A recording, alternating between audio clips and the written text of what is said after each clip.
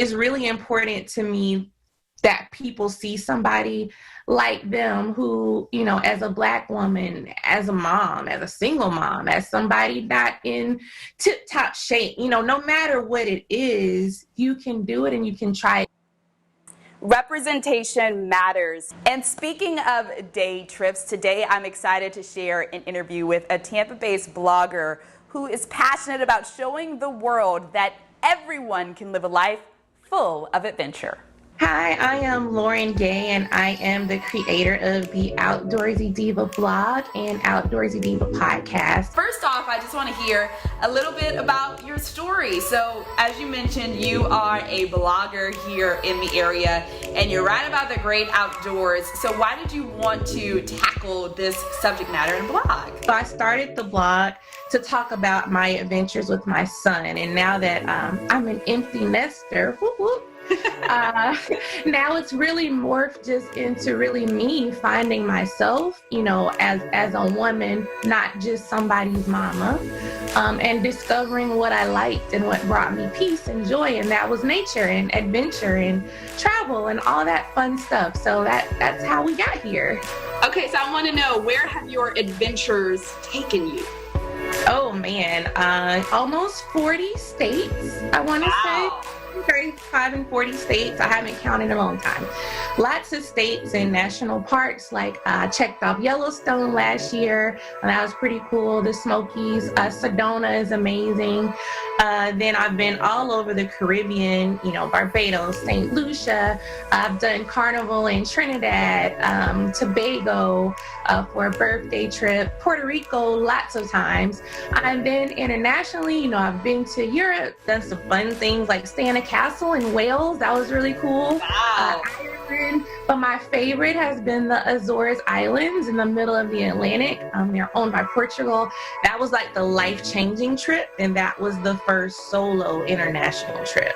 There are a lot of people here in the Tampa Bay area who are looking for fun things to do with their families, since a lot of people aren't traveling domestically or internationally because of COVID. So can you give us 5 adventurous things that we can do here in the Tampa Bay area? I'll give you some of my favorites. Tampa Bay water bikes. It's downtown.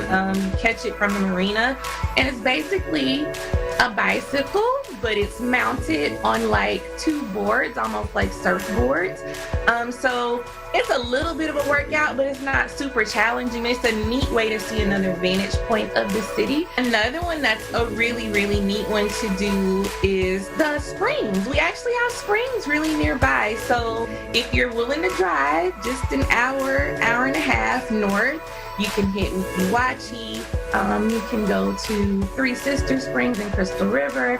Ocala National Forest has tons of springs that I just found myself this summer looking for things to do, like Silver Glen and Alexander.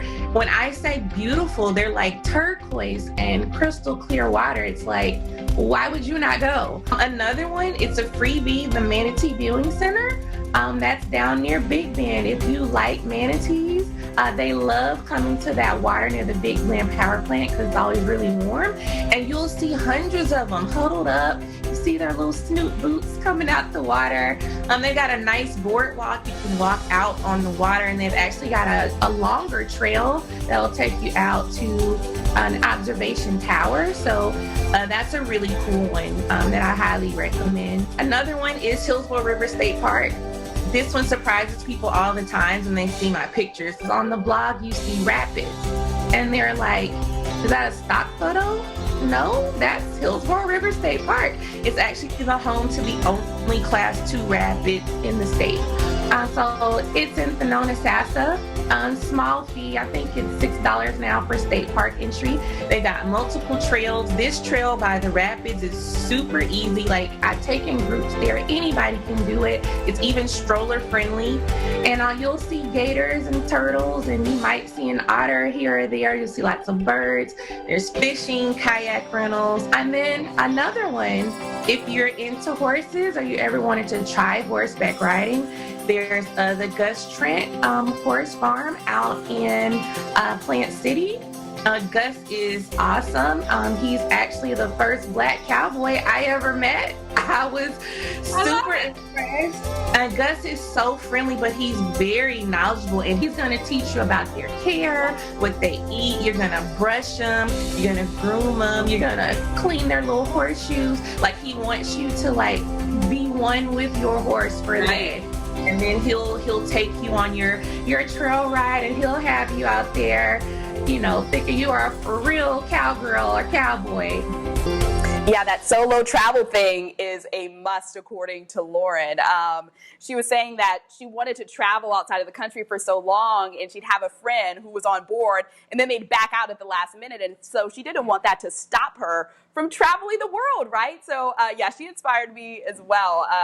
I think I'm going to have some solo trips coming up in 2021. But hey, like you mentioned, if you want to do some of the things that she recommended right here in our backyard, Lauren actually did a whole blog post that lists 20 adventurous things you can do in Tampa Bay. So if you want some inspiration, visit OutdoorsyDiva.com.